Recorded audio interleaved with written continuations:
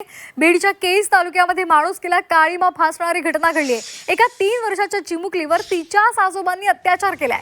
केज तालुक्यातील युसुफ वडगाव पोलीस ठाण्याच्या हद्दीमध्ये हा प्रकार उघडकीला आलाय। या प्रकरणामध्ये 54 वर्षीय आरोपी आजोबा विरोधात पोस्को अंतर्गत गुन्हा दाखल केला आणि त्याला अटक केली आहे।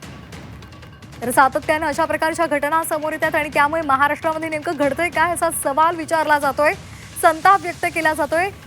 एका नराधमानं एका 4 वर्षाच्या चिमुकलीवर अत्याचार केला, तिची हत्या केली आणि त्यानंतर आणखी चाकणमध्ये एका मुलाचा खून करण्यात आलेला होता, त्याच्यावरही अनैसर्गिक अत्याचार करण्यात आलेला होता। आणि आता ही बीडमधली धक्कादायक घटना, या संदर्भात अधिक माहिती देत आहेत आमचे प्रतिनिधी महेंद्र मुधोळकर।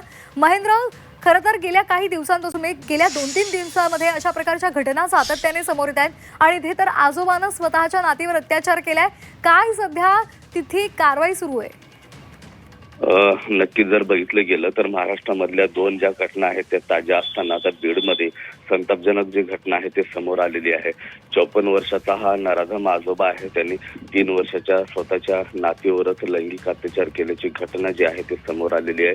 ही घटना ज्यावेळेस त्या पीडित मुलीच्या आईला समजली आणि त्यानंतर जो आहे तो गुन्हा दाखल झालेला आहे आणि जो नराधम 54 वर्षाचा जो आजोबा आहे त्याला सध्या तरी अटक करण्यात आलेली आहे। पोक्सो अंतर्गत हा गुन्हा जो आहे तो दाखल करण्यात आलेला आहे। युसुफ वडगाव पोलीस ठाण्याच्या हद्दीतलं एक गाव आहे आणि त्या ठिकाणी ही घटना घडलेली आहे आणि पोलीस आणि तात्काळ जी आहे ती कारवाई केल्याचं आता पाहायला मिळतंय। एकंदरीत जर बघितलं गेलं तर महाराष्ट्रामधल्या घटना ताज्याच असताना आता 54 वर्षाच्या आजोबानंच हे कृत्य केल्यामुळे एक संताप जो आहे तो आता व्यक्त होताना आता आपल्याला पाहायला मिळतो।